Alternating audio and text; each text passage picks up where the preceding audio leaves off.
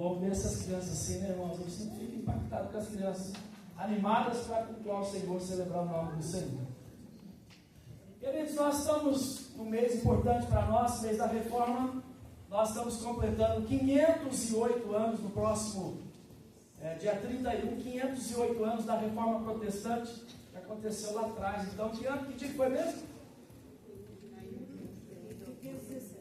Quanto, gente? 31 de outubro, 1500 é a minha idade. 17. Bom, glória a Deus. Fica mais fácil para vocês.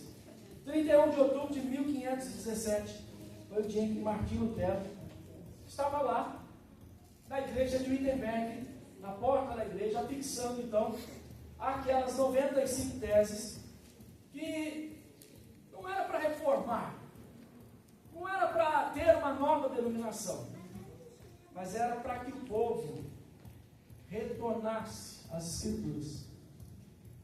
Nos dias de hoje, se nós pensarmos aí, aliás, no dia 1º de novembro, é no próximo sábado, né?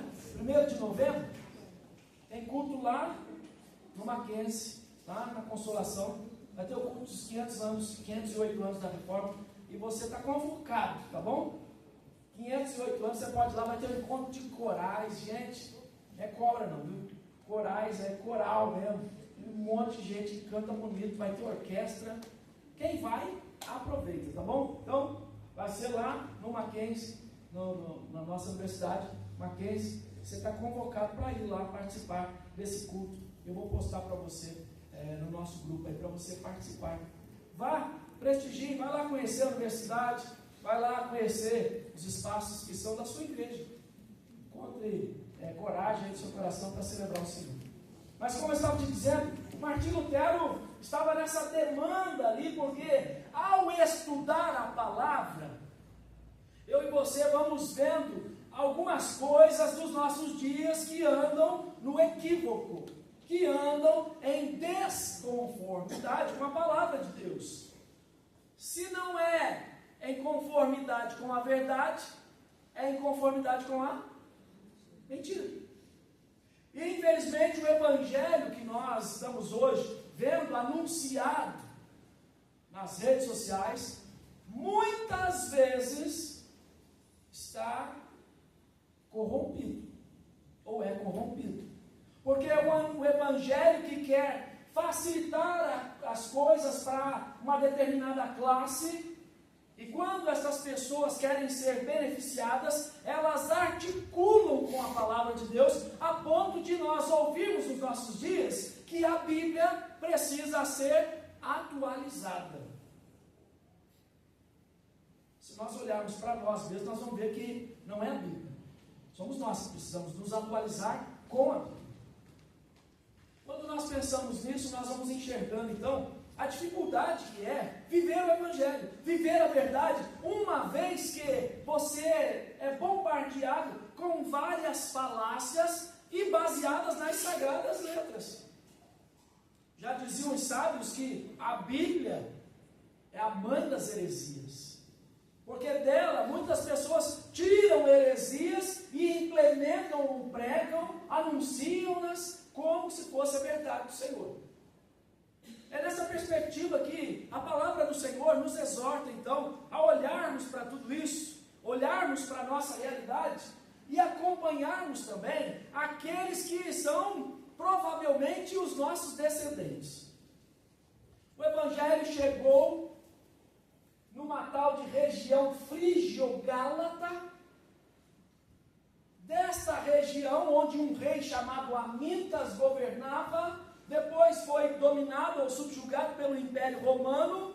O povo viveu na Galácia, saiu da Galácia, percorreu outros lugares, chegando até a Espanha, chegando até Portugal, e cá estamos. Tem a ver conosco, tem a ver com a sua descendência, tem a ver até com essa migração do Evangelho chegando até nós. E quando o apóstolo Paulo está escrevendo, cadê Domingos? Cadê Domingos? Levanta, Domingos. Quando o apóstolo Paulo escreve a sua primeira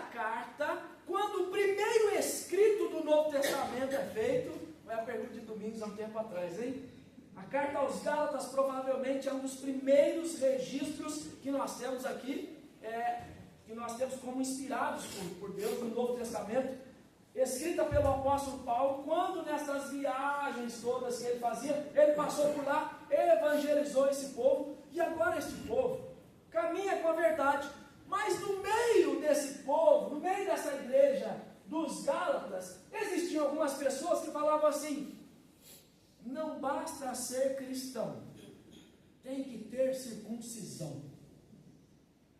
Hoje, o evangelho também não nos basta. Lá na época de Lutero, só o evangelho não bastava. O evangelho não tem o poder, ou a palavra em Cristo Jesus não é o poder soberano do Senhor para salvar vidas. Precisa de algo mais. Você precisa pagar pelos seus pecados, literalmente pagar pelos seus pecados, para que você tenha um lugar ao céu. E como isso não é novidade, hoje também existem pastores que estão cobrando então dos crentes uma mensalidade para um terreno no céu. Como é que chama? Os poceiros, né? É poceiro que fala? Para não falar outro nome, que toma posse do alheio, tá? Os poceiros do céu estão em atividade, falando que você pode comprar um pedacinho do céu. Nós sabemos que isso é um grande equívoco. E eu chamo a sua atenção então para o texto de Gálatas, no capítulo 1. Eu gostaria que você permanecesse com a sua Bíblia aberta. Nós vamos caminhar entre o primeiro e o segundo capítulo hoje. Gálatas capítulo 1. E vou tentar sintetizar aqui, e vamos direto ao versículo de número 6. Gálatas 1, no 6º versículo, diz a palavra de Deus: admira-me que estejais passando tão depressa daquele que vos chamou na graça de Cristo para outro evangelho, o qual não é outro, senão que há alguns que vos perturbam e querem perverter o evangelho de Cristo. Mas ainda que nós, ou mesmo um anjo vindo do céu, vos pregue o evangelho que vá além do que vos temos pregado, seja maldito. Assim como já dissemos e agora repito: se alguém vos prega o evangelho que vá além daquele que recebestes, seja anátema. Vamos orar.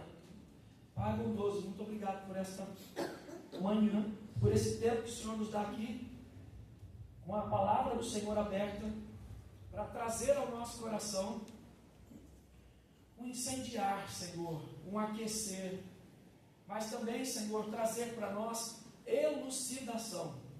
Traz luz ao nosso coração e aos nossos olhos, para que a partir das Escrituras, da Tua verdade, possamos aqui extrair lições para o nosso dia a dia, de como devemos agir com a verdade. Nos ajuda, Senhor, por amor do Teu nome e para a glória do Senhor, em Cristo Jesus. Amém. Como agir nesses dias, então, uma vez que a verdade está sendo trocada ou está sendo vendida, barateada, quando a verdade do Senhor está sendo usada para outras coisas ou outros interesses que não a salvação ou o alcance da alma de alguém? O texto diz para nós que os Gálatas estavam passando, o apóstolo Paulo, ele dá uma ênfase aqui, de dizer: vocês estão passando muito depressa do evangelho genuíno para outro evangelho. Observe aí a expressão no versículo 6, que ele diz: vocês estão passando tão depressa daquele que vos chamou na graça de Cristo para outro evangelho. A palavra outro aqui, você já estudou aqui nessa igreja mesmo. A palavra outro aqui é hétero. É outro evangelho, outro tipo de evangelho. E o texto mesmo explica, no versículo 7, o qual não é outro. Ele está falando de halos. Primeiro ele fala assim: vocês estão buscando um evangelho diferente. Mas vocês devem ficar no evangelho que é permanente. Quando ele diz neste outro evangelho, no versículo 6, ele está falando de você migrar para esses evangelhos aí que estão sendo pregados no dia de hoje também. E ele está falando, vocês devem permanecer neste evangelho, que é o mesmo evangelho, em sintonia com, que anda com, que é com a verdade. É disso que o apóstolo está falando. A igreja de hoje, então, ela é acometida desses muitos desafios e ela deve, então, atentar para que não mais se distancie da verdade. Volto a dizer a vocês que a reforma protestante foi uma intenção de Lutero de trazer a palavra para o eixo, para a centralidade da vida e do culto cristão. A palavra é para nós o eixo da nossa vida. A palavra é para nós a centralidade da nossa vida. Nós não precisamos de outro evangelho ou de outros achismos que temos por aí, senão que fiquemos única e exclusivamente com a verdade. Fique com a verdade, fiquemos com a verdade. O apóstolo Paulo está aqui falando para eles que, ainda que um anjo, ainda que outra pessoa venha pregar outro evangelho, fique na verdade. Seja um bereano hoje. Ah, mas diz a quem disse, dizem os antigos, dizem isso, diz aquele outro. Fique com a palavra. Você começou esse culto lendo o quê? Toda escritura é inspirada por Deus e útil. Pode voltar esse texto para mim? 2 Timóteo 3,16. Por gentileza, Evelyn, me ajude aí. Paulo está falando a mesma coisa que estava falando para Timóteo, para ficar na verdade, porque a verdade é útil para te ensinar, para te repreender, para te corrigir e para te educar na justiça. Era isso que Lutero estava tentando fazer lá atrás. É isso que os servos do Senhor, os pré-reformadores, estavam fazendo. Nós falamos aqui, citamos aqui de nomes de pessoas que lutavam pela verdade. Falamos aqui de William Tyndale, que morreu porque traduziu a palavra de Deus. Nós já falamos aqui sobre John Huss, já falamos aqui sobre John Wycliffe, já falamos aqui de outros irmãos, Jerônimo de Savonarola, servos do Senhor que estavam em todo o tempo interessados a levar o povo para a verdade, e não para uma verdade paralela. O grande problema é que hoje a verdade ela está sendo relativizada. A verdade hoje não é tão verdade assim. Nós estamos forjando ou estamos forjados hoje numa sociedade atual fragilizada. Porque qualquer coisa eu magoo, qualquer coisa eu saio, qualquer coisa eu fujo, qualquer coisa eu cruzo os braços. E a palavra de Deus nos faz fortes, porque o tempo difícil forja pessoas fortes. E o tempo é difícil, irmãos. Nós estamos hoje enfrentando uma dificuldade com essa sociedade hoje, que qualquer coisa, depende. Depende do que eu quero. Depende de como eu interpreto. A verdade é a verdade. Não temos várias versões da verdade. A verdade é a verdade. O próprio Senhor Jesus, na sua oração sacerdotal, orou pela igreja e disse o quê? Santifica-os na palavra, na verdade. Eu e você devemos nos apegar à palavra do Senhor e não passarmos para agora outros ritos a mais. Não, mas eu sou crente, eu leio a palavra, mas eu também tenho a figa da sorte. Oh, meu irmão, pelo amor de Deus. Tem crente assim hoje. O misticismo que reina nesse país nosso aqui, ele é desencorajador. Porque leva as pessoas a fazerem coisas, leva as pessoas a caminhar pela beirada da estrada, nem sei se andar, ajoelhar-se, mover-se de joelhos, leva as pessoas a subir no pé de árvore, sei lá, a tantas loucuras, enquanto que a palavra só exige uma coisa de nós: pureza, santidade. Se a raiz é santa, tudo será santo. Lembra de Romanos 11, 16? Eu nasci na iniquidade, mas eu fui resgatado em Cristo Jesus. Para de dar desculpa para você mesmo e falar, fazer o quê? A carne é fraca. Olha para o texto, não te desvie do Evangelho, permaneça na palavra do Senhor. E Paulo está aqui então falando exatamente disso, dessa verdade que mudou a vida dele. Tanto é que, quando eu e você lemos Lucas, na sua investigação, na sua segunda investigação, em Atos dos Apóstolos, falando da conversão de Paulo, ele vai citá-la 3 vezes, no capítulo 9, no capítulo 22, no capítulo 26, vai falar da mesma coisa que Paulo agora está falando. Quando eu me converti, olha para o texto, quando eu encontrei a verdade, olha o que ele diz aí no versículo 12, porque eu não o recebi, o que? O Evangelho, não o aprendi de homem algum, mas mediante revelação de Jesus Cristo. Ele está falando assim, eu converti naquele dia, na estrada para Damasco, e ali foi uma mudança na minha vida. O que era pecaminoso, o que era equivocado, eu deixei para trás, e agora estou andando em novidade de vida, e tudo que eu recebi do Senhor Jesus. Eu me encontrei com Jesus. Quer ter um encontro com Jesus? É com a palavra. É com a palavra. E aí ele continua dizendo então que ele é zeloso, ele cuida da palavra do Senhor, ele caminha, olha para o texto aí, versículo 13, porque ouvistes qual foi o meu proceder outrora no judaísmo, como sobremaneira perseguia eu a igreja de Deus e a devastava. E na minha nação, quanto ao judaísmo, avantajava-me a muitos da minha idade, sendo extremamente zeloso das tradições de meus pais. Sabe o que Paulo está falando? Eu sabia a teoria de maneira equivocada. Esse mesmo Paulo vai escrever no capítulo 10 de Romanos, Romanos capítulo 10, abre aí sua Bíblia, por favor.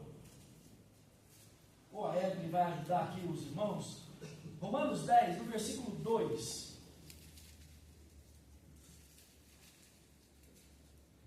Romanos 10, 2, ele diz, porque lhes dou testemunho de que eles têm zelo por Deus, porém, não com entendimento.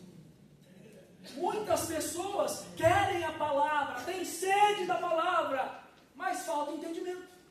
Não vivem na verdade. O apóstolo Paulo está falando assim, olha, eu seguia o judaísmo, eu era um fariseu, eu andava segundo a lei, eu queria obedecer. Ele escreve aos Filipenses dizendo, quanto eu era fariseu, eu era zeloso em cumprir a lei. Mas eu conhecia a lei e praticava do jeito errado. A verdade, irmãos, está aqui para nós. Nós estamos vendo aí, aliás, terminamos hoje, os evangelhos sinópticos, vivendo a praticidade do reino de Deus. E Deus nos chama a atenção, então, para eu e você entendermos o que é que nós vamos fazer com essa verdade. Nós vamos escondê-la? Nós vamos deturpá-la? O que nós vamos fazer com a verdade?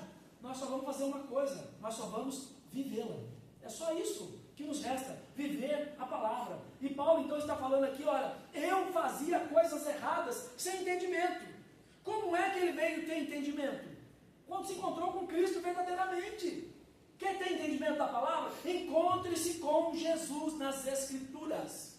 Quer ter entendimento das coisas de Deus? Encontre-se com a palavra do Senhor em todo tempo. Ele tem que dar esse testemunho aqui para falar dele mesmo, de como ele já estava então chamado, atraído por Deus, mas ainda não entendia as coisas. Olha o versículo adiante aqui, o versículo de número 15. Quando, porém, ao que me separou antes de eu nascer e me chamou pela sua graça, para aqui um pouco. Paulo está usando aqui um trocadilho de palavras, porque quando ele diz, quando, porém, ao que me separou, a palavra aqui é aforistas, aquele que é separado, é a mesma palavra que dá origem para fariseus, é a mesma palavra. E Paulo está falando então que Deus tinha um propósito na vida dele, embora ele havia sido um fariseu, escolhido antes de nascer.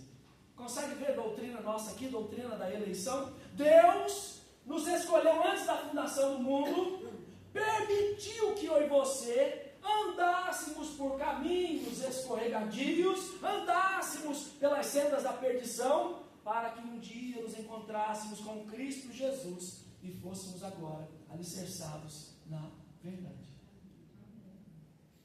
Nós somos assim, irmãos. Essa é a temática do nosso ano, você já deve ter esquecido até, que nós somos alicerçados na palavra, alicerçados na verdade. Nós temos um fundamento, a rocha é Cristo. E Paulo está falando então que esta verdade transformou a sua vida. E ele continua aqui no texto, e observe comigo, por favor, o versículo 16: aprove revelar seu filho a mim, para que eu o pregasse entre os gentios sem detença. Não consultei carne e sangue, nem subi a Jerusalém para os que já eram apóstolos antes de mim, mas parti para as regiões da Arábia e voltei outra vez para Damasco. O apóstolo Paulo está falando assim: olha, quando eu tenho a verdade, eu não preciso ser validado por homem qualquer, porque a verdade é suficiente. É por isso que ele fala: eu não recebi, eu não aprendi, eu tenho tudo que tenho, ou sei tudo que tenho, mediante a revelação de Cristo Jesus. Versículo 12. E agora no versículo 17 ele está falando: eu não pedi permissão para os apóstolos para pregar, porque quem me enviou para pregar foi aquele que me escolheu antes de eu nascer. Eu tenho que pedir permissão para o pastor para pregar. Não, meu irmão, eu já estou te dando permissão para você pregar. Prega o evangelho, se é isso que você quer. É a palavra que te convoca a pregar o evangelho, anunciar o evangelho. E Paulo continuou falando assim: gente, olha só como são as coisas. Eu vivia outro evangelho e agora eu vivo a verdade. Essa verdade vem de Cristo, não vem de outro, não vem de homem. Eu não aprendi de ninguém. Uma vez que o apóstolo Paulo foi instruído aos pés de Gamaliel, você sabe disso. Ele foi instruído aos pés de Gamaliel, da escola então de Gamaliel, e ele tinha tudo para falar assim: olha, tudo que eu sei até hoje eu aprendi com Gamaliel. Ele fala assim: olha, tudo que eu aprendi lá, as tradições, você tem que fazer isso, você tem que fazer aquilo, ficou para trás depois que eu encontrei a verdade. Depois que eu entendi que Jesus Cristo é o caminho, Jesus Cristo é a verdade, e Jesus Cristo é que é a verdadeira vida para mim. Ele falou que encontrou a motivação para a vida, e aí ele continua aqui, que decorridos 3 anos, aí então ele vai se encontrar com Pedro lá em Jerusalém. Olha para o texto aí, por favor. Ele vai se encontrar com Pedro, versículo 18. Vai lá para se avistar com Cefas, e permaneceu ali quantos dias? 15 dias, porque quem valida a palavra de Deus não é Pedro. Já falamos aqui que o Pedro não é Papa. Nem o Papa é Paulo, tá? Nós não precisamos de Papa. Nós já temos o advogado. Nós já temos a verdade. A verdade está aqui para nós, revelada aqui nas Escrituras para nós. Jesus Cristo é a verdade para nós. Nós já sabemos disso. Então Paulo vai lá: e aí, Pedro, tudo bem? Tiago, tudo bom com vocês? Glória a Deus. Estou indo evangelizar, estou indo pregar, porque tem muita gente que é salva, que é judeu, mas é judeu não por circuncisão, mas é judeu porque Deus vai mudar o coração, vai transformar a vida, e essa verdade vai penetrar nesses corações, e eu quero anunciá-lo. E ele então continua aqui pregando, falando que a fama dele o precedia. Olha comigo aí, versículo 21. Depois fui para as regiões da Síria e da Cilícia, e não era conhecido de vista das igrejas da Judéia que estavam em Cristo. Ouviam somente dizer: aquele que antes nos perseguia, agora prega a fé que outrora procurava destruir. E glorificavam a Deus a meu respeito. Joia, Paulo está pregando evangelho, pregando evangelho, pregando evangelho. 14 anos se passa, aí ele vai se encontrar lá com o pessoal. Olha o capítulo 2, versículo 1. 14 anos depois, subi outra vez para Jerusalém com o Barnabé, levando também a Tito, E ali eles começam a pregar o Evangelho, estão ali também naquele concílio da igreja de Jerusalém. Lembra você que a igreja de Jerusalém era a igreja mais importante da época. Por quê? Porque foi lá na igreja de Jerusalém que Jesus deixou uma promessa: permanecer em Jerusalém, porque do alto vocês serão revestidos. Lembra? Lembra de Atos 1 e Atos 2? Tudo isso acontecendo. Então a igreja, o centro nervoso cristão, era em Jerusalém. E agora Paulo fala: eu vou para Jerusalém, eu vou lá, e eu até acho que aqueles homens lá são alguma coisa, têm uma influência maior que a minha, mas quando eu chego lá, eu vejo que eles não são tão importantes assim. O importante é a verdade. E às vezes, irmão, e às vezes, irmã, você se rebaixa. Às vezes você acha que você não sabe nada. Tem gente que não sabe nada, ou tem gente que até sabe alguma coisa a mais, mas sabe sem entendimento da palavra. Valorize o que você tem em Cristo, valorize quem você é em Cristo Jesus. Olha para o texto aí, no versículo 6, 2,6, por favor, Gálatas 2,6. E quanto àqueles que pareciam ser de maior influência, quais tenham sido outrora, não me interessa. Deus não aceita a aparência de homem. Não é o homem que valida a palavra. É a palavra que dá força para o homem vivê-la. É o próprio Cristo que dá força, então, para que Paulo viva tudo isso. De todas essas coisas, o apóstolo Paulo está dando um apanhado da sua história, do que ele faz com a verdade. Uma vez que a verdade entrou no coração dele, o que ele faz com a verdade? O que você vai fazer com essa verdade? Ah, pastor, nem sabia. Pois bem, então você sai daqui hoje, não mais como um ignorante, desculpa a expressão, não mais como um ignorante, ou como aquele ou aquela que não sabia. A palavra exige que você a viva. Ponto. Segue no texto comigo.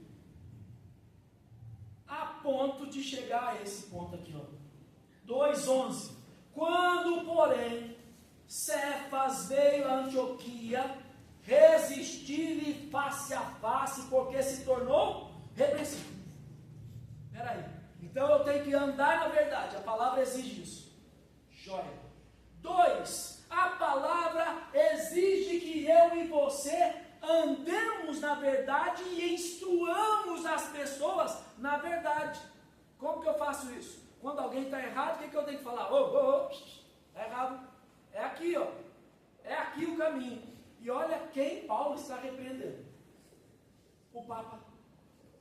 Pedro. Não é Papa não, né? Está repreendendo Pedro. O Pedro que era reputado por tantos ali como o líder dos 12, está repreendido lá, porque Paulo fala para ele: Pedro, você está falando uma coisa e fazendo outra. Ninguém estava vendo, o Pedro está lá no churrasquinho. Olha para o texto, versículo 12. Com efeito, antes de chegar ali alguns da parte de Tiago, comigo os gentios. Ah, gente, vou fazer um churrasquinho, comendo um x-bacon. Chegou o judeu, o Pedro fala: imagina, longe de mim os bacons. O judeu não come, você sabe. Era isso que ele estava fazendo. Imagina, Pedro, você estava lá, você está cheirando bacon. Imagina, é aquela fumaça daqueles pecadores. Gente, aí Paulo fala assim: ô Pedro, você está contra a verdade, meu irmão. Você está contra o Evangelho. Olha o que o texto diz. Continua comigo aí. 2:12 ainda. Aí chegou então os judeus lá, ele veio e se apartou deles, temendo-os da circuncisão, os judeus. E também os demais judeus, 13, dissimularam com ele, a ponto de o próprio Barnabé ter se deixado levar pela dissimulação deles. Quando, porém, vi que não procediam corretamente, segundo a verdade do Evangelho, eu falei para o Pedro, na presença de todos. Não foi assim, Pedro, chega aqui, caiu aqui, falar um negócio, está errado, você está fazendo. Não, falou para o Pedro, está errado, você que está fazendo. Isso aí não é a verdade. Eu e você estamos sendo chamados hoje, à semelhança de Lutero lá atrás, para nós corrigirmos a rota da nossa vida. A vida cristã é baseada na verdade. Se não tiver na verdade, tem alguma coisa errada. 1 Timóteo, põe para mim, 1 Timóteo, 1:9. Eu e você precisamos entender que na presença de todo mundo, a gente também tem que corrigir alguém. Alguém pode ser corrigido. Bora comigo? Tendo em vista que não se promulga a lei para quem é justo, mas para transgressores e rebeldes, irreverentes e pecadores, ímpios e profanos, parricidas e matricidas e homicidas, assim vai continuar. Paulo está falando o que aqui para Timóteo e o que ele está falando para Pedro? Ô Pedro, o que é verdade é verdade. Vamos viver a verdade e pronto, acabou. Mas o Pedro me fala, não, vamos vender aqui, igual o seu Oscar um dia, vamos comer bacalhau, aí era filé de merluza, a mulher queria enganar ele. Lembra, seu Oscar? Hã? Mas nós comemos assim mesmo, né, seu Oscar? Uma fome, né? 3:30 da tarde para almoçar, né? Mas vamos comer bacalhau assim mesmo, esse bacalhau fino aí. Dessa maneira. Querendo enganar o seu Oscar. Um perito em bacalhau. Bom, tem a verdade, vive a verdade. Sabe a verdade, repreende quem está errado. Lembra de Mateus capítulo 18? O irmão está fazendo alguma coisa errada, faz o quê? Está errado. Volta para o caminho, acerta a rota aí e está errado. Outra coisa que eu e você não podemos ter, e eu estou finalizando aqui. Versículo 15. Volta lá para o texto, Gálatas 2:15. Nós, judeus, por natureza, e não pecadores dentre gentios, sabendo, contudo, que o homem não é justificado por obras da lei, e sim mediante a fé em Cristo Jesus, também temos crido em Cristo Jesus, para que fôssemos justificados pela fé em Cristo, e não por obras da lei, pois por obras da lei ninguém será justificado. Paulo está falando assim para o Pedro. Pedro, quem sabe a verdade não é inconstante. Ora, vive a verdade. Ora, está lá fazendo a mandinga. É a mesma coisa se a mina, eu vou lá orar na igreja, ora no domingo, depois vai no batuque. Sabe o que eu estou falando, né? Ora no domingo, vai na novena. Ora no domingo, lê o João Bidu. Ora no domingo, isso é uma receita nova. Receita para atrair os anjos. Ora no domingo, está chegando o final do ano, já estou separando meus carocinhos de romã, 7 romã, 4 pulinhos, pronto, estou abençoado. E não adianta você falar não, que lá na praia você deu um perdido assim. Parecia um português lá da vila lá, né? Dando pulinho. Será que funciona? Gente, não podemos ser inconstantes, como Pedro estava inconstante aqui. E Paulo chama a atenção dele, Pedro, nós temos que viver a verdade. Sabe por quê? Porque a justificação é doutrina nossa também. Nós já falamos aqui da palavra. Qual que é o princípio da reforma? Somente as escrituras, somente a palavra, só a verdade. Mais um princípio para nós aqui, somente Cristo, porque a justificação é somente através de Cristo. Não tem outro jeito não. Tá? E Paulo então está falando, nós já sabemos disso, não é pelo que eu faço, não é pela cesta básica, não é por isso, não é porque eu judei, não é porque eu orei, não é porque eu fiz isso, que Deus me salvou. Deus me salvou por sua imensa bondade e graça, o beneplácito de Deus revelado a nós que éramos outrora pecadores distantes, filhos da ira, Ele nos reconciliou e nos fez assentar nos lugares celestiais em Cristo Jesus. Entende essa verdade? O que você vai fazer com a verdade? Viver. E se alguém estiver errado? Vou repreender. E quando ninguém estiver vendo? Eu vou oscilar. Ou, como diz o ditado popular, faz o que eu mando e não faz o que eu faço. Por que você está falando? Porque eu posso. Porque eu sou mais velho que você, me respeita. Por que você está pecando? Porque eu sou mais velho.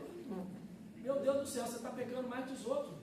Vive a verdade, vivamos a verdade, em nome de Jesus. Nós somos justificados em Cristo Jesus. Sabendo disso, eu não fico correndo atrás.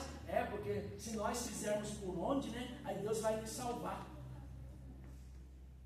Você vai fazer, e vai entender no final de tudo que tudo já estava feito. nós fazemos por gratidão, fazemos como reflexo dessa poderosa ação do Senhor, forense na nossa vida, nos fazendo, nos tornando, nos chamando de justos. Nós que éramos impuros, agora somos chamados de justos pelo sangue de Jesus. O que Cristo está fazendo é aquilo que Lucas anunciava quando Jesus entra na última semana em Jerusalém. Ele anunciava o êxodo. O que Paulo está falando aqui é exatamente isso. Em Cristo Jesus nós vivemos o êxodo, saímos do Egito, da escravidão, do pecado, das tradições, e agora vivemos justificados pela fé. Por isso nós temos paz com Deus em Cristo Jesus. Bora, vamos terminar esse texto aqui. Glória a Deus. Vamos caminhar um pouco mais então, já que eu sei a verdade, sou justificado na verdade. Agora então eu tenho que entender que versículo 18, aliás 17, mas se procurando ser justificados em Cristo, fomos nós mesmos também achados pecadores. Dá-se ao caso de ser Cristo ministro de pecado? Não, certamente que não, tá? Porque se torna edificar aquilo que destruí a mim mesmo e constituo transgressor, porque eu, mediante a própria lei, morri para a lei, a fim de viver para Deus. Agora eu vivo para Deus. Aí alguém vai perguntar assim, mas como que você vive para a lei? O texto responde, eu estou crucificado em Cristo Jesus. Eu vivo agora não mais para a lei, eu não vivo agora, apesar de nesta carne, nesse mundo aqui, olha o que ele diz aí, continua o texto aí, versículo 19, porque eu, mediante a própria lei, morri para a lei, a fim de viver para Deus, estou crucificado com Cristo, logo, já não sou eu quem vive, mas Cristo vive em mim, e esse viver que agora tenho na carne, vivo pela fé no Filho de Deus que me amou e a si mesmo se entregou por mim. Esta é uma verdade para o nosso coração. Peraí, se lá na reforma eles estavam voltando para a palavra, eu também devo voltar para a palavra. Eu devo caminhar com a verdade. Se lá na reforma eles estavam repreendendo, ou Lutero estava repreendendo a igreja para que a igreja voltasse à verdade, eu preciso me repreender e ajudar. Repreender, você sabe que não é só puxar a orelha não, né? É animar para a verdade, tá? Então eu preciso também fazer isso com as pessoas. E quando ninguém estiver vendo, quando eu estiver lá em casa, eu sou crente na igreja, lá em casa mais ou menos. Não dá para ser constante, né, meu irmão? Se é justificado em Cristo, você seja verdadeiro aqui e lá, onde quer que você esteja, porque você está crucificado em Cristo Jesus. Você agora não vive mais para você. É a expressão que diz fidelis extra si vivere. Puxa vida, eu falei agora igual italiano. Os fiéis vivem fora de si. Fidelis extra si vivere. Os fiéis vivem fora de si. Porque quem vive em nós é Cristo Jesus. Nós devemos viver esta verdade. E terminando aqui o versículo 21. Eu consigo anular a graça? Não anulo a graça de Deus, pois se a justiça é mediante a lei, segue-se que Cristo morreu. Se eu consigo obedecer à lei, para que Jesus vai morrer? A lei aponta para o pecado. Nesta mesma carta, Paulo chama a lei de aio, de direção. E a direção é que eu caminho quando olho para a lei, é a direção da condenação. Porém, quando eu olho para a verdade, quando Cristo entra na minha vida, quando Cristo morre por mim, quando Cristo me justifica, eu já não vivo mais para a carne, eu vivo para agradar a Deus, e esta vida eu vivo pela fé no Filho de Deus. Eu espero que você consiga absorver isso no seu coração. A morte de Cristo é que é o fundamento para a sua fé. Mais nada, mais nada. A palavra, é lógico, está aqui na palavra que eu estou te dizendo. A morte de Cristo é o fundamento para a sua fé. Firma-te nisso. A sua vida é uma antes de Cristo e depois de Cristo. a nossa vida. Transformação que Deus fez por nós, irmãos, em Cristo Jesus. E eu termino aqui com o texto de 1 de João, capítulo 4, versículo 10. Põe aqui na tela, por favor. 1 de João 4, 10. Essa verdade aniquila qualquer falsidade e qualquer ato infernal contra a nossa vida. Porque Cristo Jesus veio fazer exatamente isso. Vamos junto? Nisto consiste o amor. Não em que nós tenhamos amado a Deus, mas em que Ele nos amou e enviou o seu Filho como propiciação pelos nossos pecados. O diabo vai continuar acusador? Até o último dia. Porém, eu e você estamos justificados em Cristo Jesus, porque Ele nos amou antes da fundação do mundo e nos escolheu pelo beneplácito dEle, para a glória dEle, para que eu e você produzamos frutos dignos de arrependimento e de homem e mulher salvo em Cristo Jesus. O que eu vou fazer com a verdade? Viver. A partir dessa verdade, o que eu posso fazer? Repreender, ajudar alguém a voltar para a verdade. E essa verdade, quando ninguém estiver vendo, eu tenho que continuar vivendo. Não dá para ser, altos e baixos. Um dia eu estou crente, outro dia, como é que chama lá? A turma fala Raimundo. Um pé na igreja, um pé no mundo. Hoje eu estou crente, aleluia. O outro depois eu estou lá no pagode, aleluia. Vai ter festa em Mairi, já começou, né? Já começou, né? Vocês foram? Ah, pode ir, gente. Só vocês se lembrarem que vocês são crentes. Em nome de Jesus. Se você fica lá com o pezinho aí, já vai embora. É tentação do inimigo para você. Mas vai lá comer um sanduíche de pernil aí, dona Maria. Perdeu, hein? Sanduíche de pernil, hein? Viva a verdade. E lembra de uma coisa: você é justificado em Cristo Jesus. Descanse nessa graça bendita. Lutero lá atrás. Os servos de Deus lá atrás, aqui comigo, irmãos. Irmãos, aqui comigo. Os irmãos lá atrás estavam vivendo isso. Ô Jesus, aqui. Os irmãos lá atrás precisavam ouvir isso. Será que isso é atual para nós? Que nós temos que andar na verdade? Que nós devemos exercer a verdade? Que nós não podemos oscilar com a verdade? Que nós temos que viver como justificados em Cristo, que nós vivemos por fé? É tudo que essa sociedade precisa hoje. E eu repito aqui o que foi dito a dona Esther. Não será por isso que Deus te chamou para esse tempo? Não será por isso que Deus chamou você para ser crente aqui? Para dar testemunho? Testemunho da verdade. Em nome de Jesus. Vamos orar? Deus bondoso, aplica essas verdades ao nosso coração.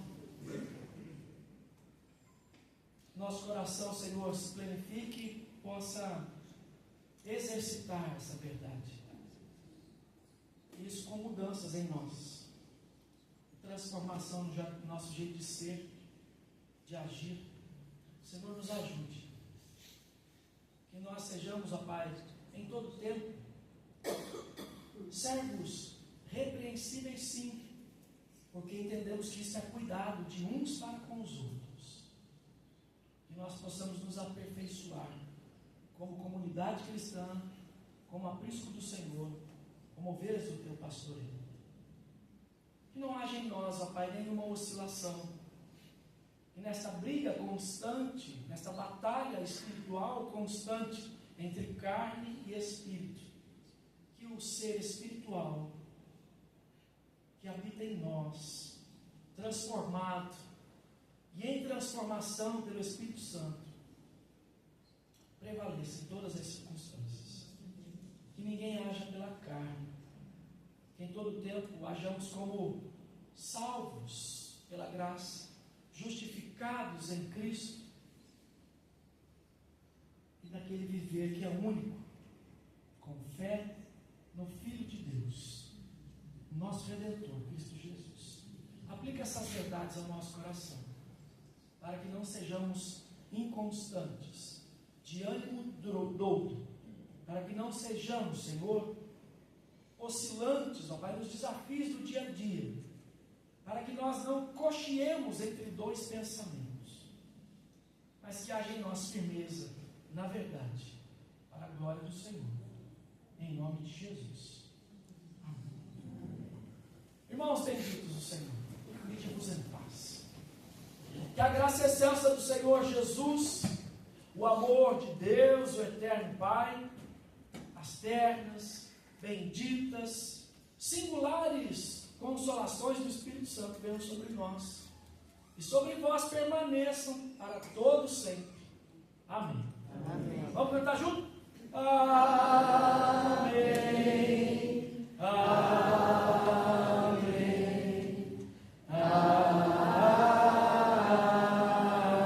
Amém. Seja assim na sua vida em nome de Jesus.